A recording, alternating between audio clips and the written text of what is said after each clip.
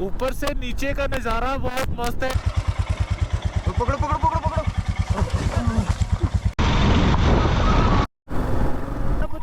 Gloves के बिना फट रही है।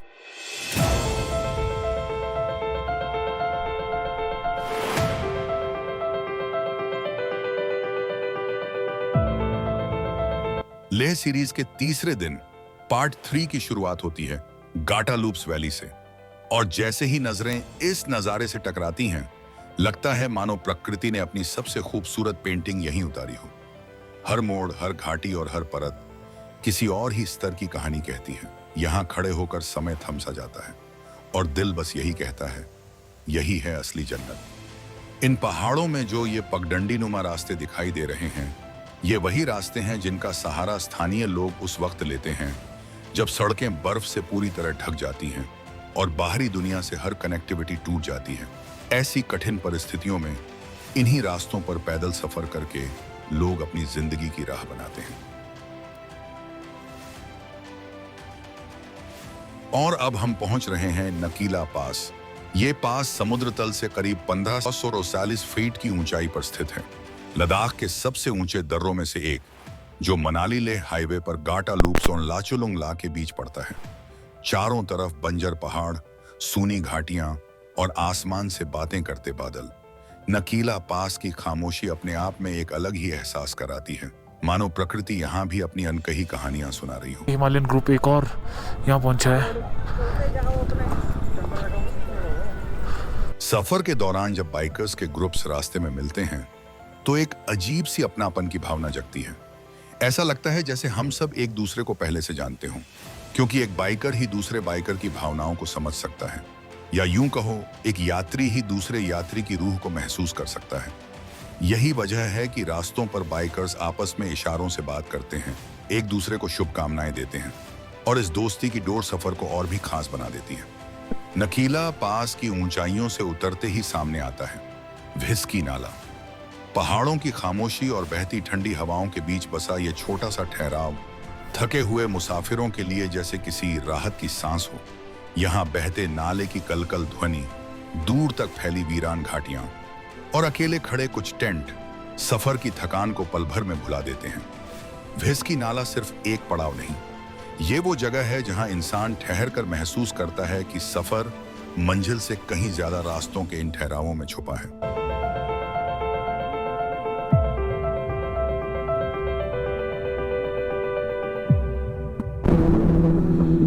तो लेह यहाँ से रहता है 203 किलोमीटर, उपशी 153।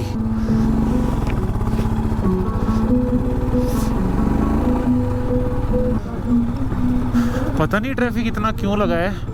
वन साइड बहुत सी गाड़ियाँ खड़ी है, अपनी HRTC Keylong.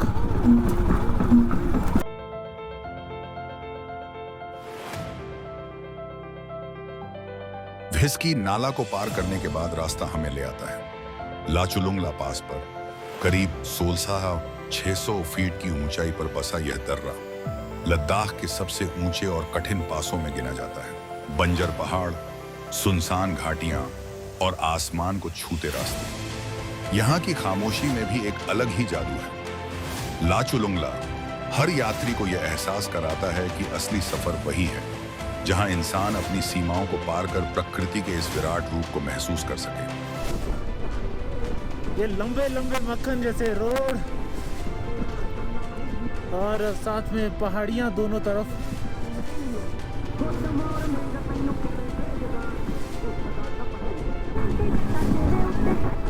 Wow, so lovely. मेरा मन कर रहा है थोड़ी देर यहाँ पे रुक लूं और उनका वेट कर लूं, पीछे वाले भाइयों का। आई थिंक कर लेना चाहिए मुझे वेट उनका। सफर की मस्ती और अपने ही ख्यालों में डूबा मैं जाने कब काफी आगे निकल आया और मेरे भाई लोग जो गाड़ी में थे मुझसे काफी पीछे रह गए। अब मुझे यहीं रुककर उनका इंतजार करना होगा, क्योंकि इन ऊंचे पहाड़ों के बीच न कहीं कोई नेटवर्क है, न ही उनसे संपर्क करने का कोई और जरिया। बस दूर दूर तक फैली खामोशी, ठंडी हवाएं और इंतजार का ये सफर। पहले पत्थरों वाले पहाड़ थे और अब ये रेगिस्तान वाले पहाड़। कुदरत ने भी जब ये सृष्टि बनाई तो क्या कुछ नहीं बनाया, इसे क्या कुछ नहीं दिया और चाबी दे दी इंसानों के हाथ में इसे संभालने के लिए। करीब 2 घंटे तक मैंने अपने भाइयों का इंतजार किया, लेकिन जब वो दिखाई नहीं दिए तो मैंने सोचा अब आगे बढ़ना ही बेहतर है, क्योंकि इन सुनसान पहाड़ों में यूं ठहर जाना कई बार भारी भी पड़ सकता है। इसलिए तय किया कि अगला स्टेशन पांग पर जाकर उनका इंतजार करूंगा, जहां कम से कम इंसानों की आहट और थोड़ी सी हलचल जरूर मिलेगी। थोड़ा ही आगे बढ़ा था कि सामने खुली पांग वैली की अद्भुत खूबसूरती। मानो प्रकृति ने अपने सबसे नायाब रंगों से इस घाटी को तराशा हो। यहीं रुककर मैंने अपने भाइयों का इंतजार किया, और जब वो आखिरकार पहुंचे तो उनके साथ ऐसा वाकया हुआ जिसे सुनकर मैं सचमुच हक्का बक्का रह गया।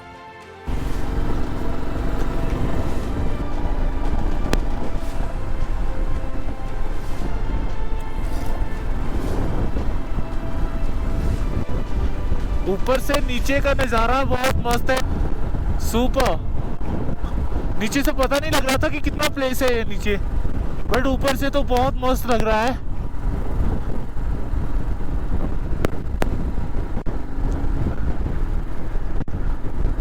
अपने जो भाई लोग हैं इन्होंने मुझे बहुत वेट करवाया, क्योंकि इनके साथ थोड़ा इंसिडेंट हुआ। ये हुआ कि पता नहीं क्या क्या हो रहा है यार इनके साथ। आज जो डिस्क होती है निकल गई, पता नहीं ब्रेक कैसे लगाई है इन्होंने, कैसे बचे वहां पर ये।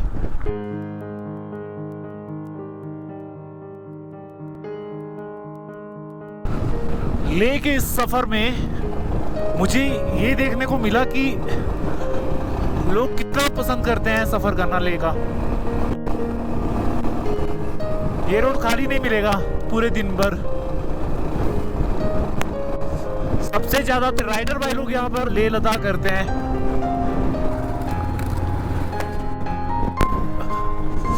दूर दूर तक यार क्या डेजर्ट है।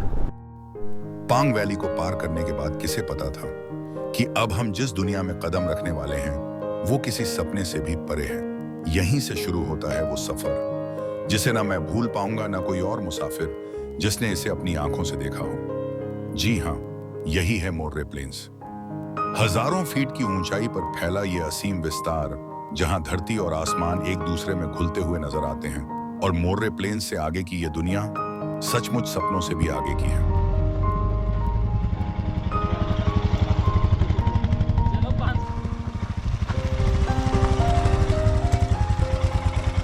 पकड़ो पकड़ो पकड़ो पकड़ो।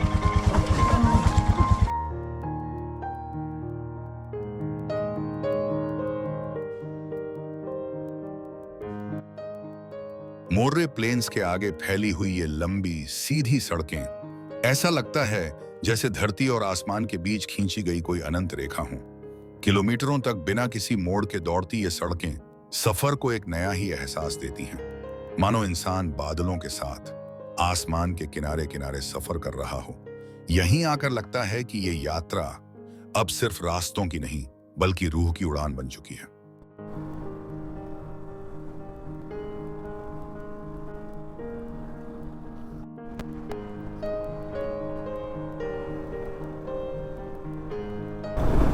सुपर्ब यार। ये लेह सीरीज का सिर्फ तीसरा दिन है और तीसरा ही पार्ट, लेकिन आगे इस सफर में क्या क्या होने वाला है इसकी कल्पना शायद आपने भी नहीं की होगी। जानने के लिए आपको जुड़ना होगा इस पूरी सीरीज के साथ, क्योंकि यहां आपको महसूस होगा कि किसी भी सफर का मकसद सिर्फ मंजिल तक पहुंचना नहीं होता, बल्कि उन चुनौतियों से गुजरना होता है जो जिंदगी भर याद रह जाती हैं।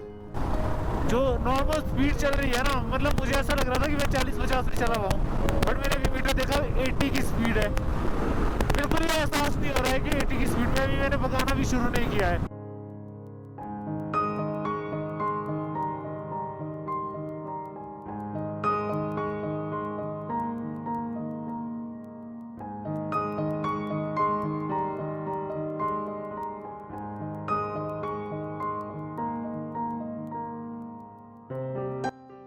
तो भाई ये तूफान चला है तो इतनी उड़ रही है दूर। कृपया धीरे चलें, स्लो ड्राइव।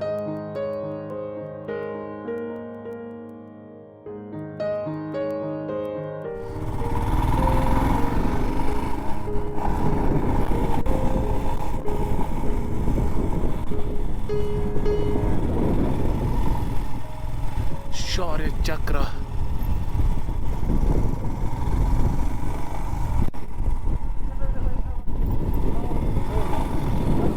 यार आती होगी ग्लव्स के बिना, हाँ पुत्र ग्लव्स के बिना। फट रही है हाथ देख ले भाई अरे देख लालू। बस इंजन अच्छा है करिए सीधा चश चश हो जो अच्छा वो इंजन पे लगा लो ये कौन सा पास है? पांगलंगला ना, तो पाओ हाथ में इसको पांगलंगला पास। हाँ आगे पाओ ना और ऐसा करो 2 तौलिया दो अपना। हाँ कहाँ रुकना है? उपसी रुकते।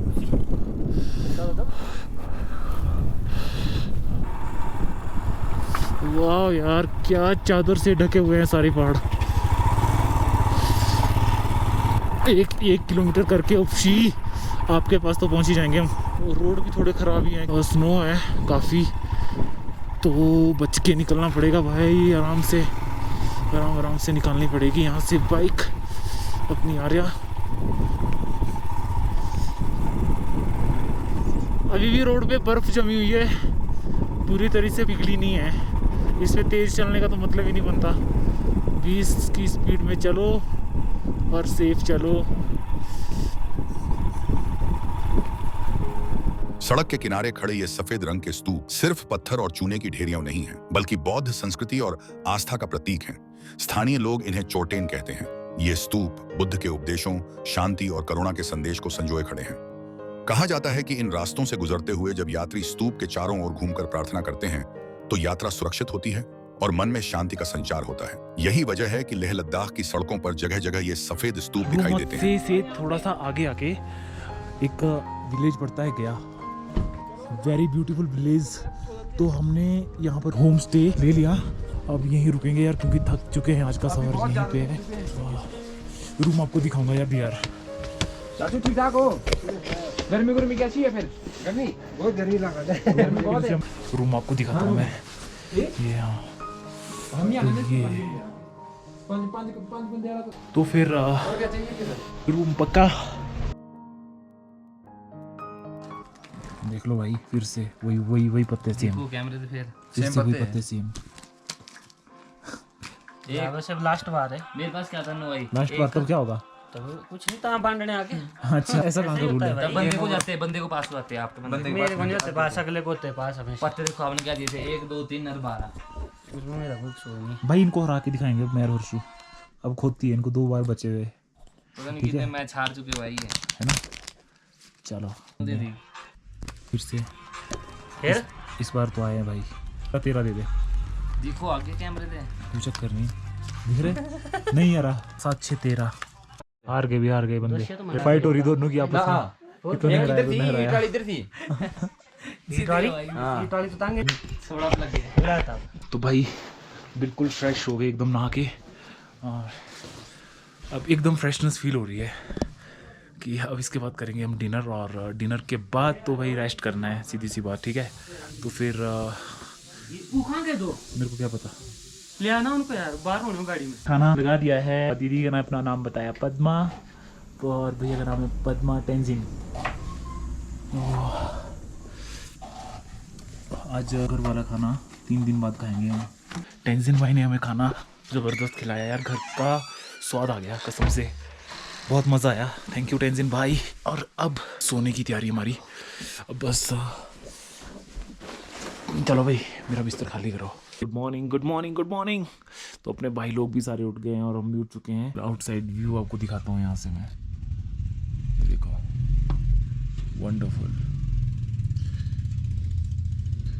तो अपने बाइकर्स भाई ने स्टार्ट कर दिया अपना सफ़र, और अब भी हम भी शुरू करेंगे थोड़ी देर में। बस ब्रेकफास्ट करना है, उसके बाद निकलेंगे यहाँ से। हम लेह से भी तकरीबन 30 से 35 किलोमीटर पीछे हैं। लेह से हम जाएंगे नुब्रा वैली।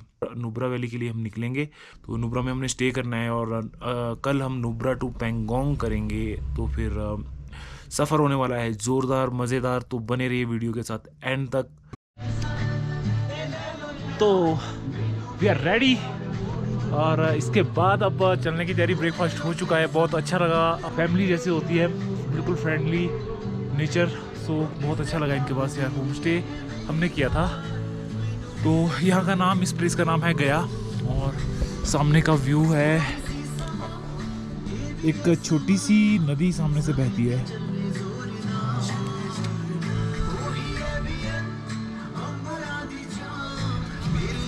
तो करते हैं अपनी पैकिंग।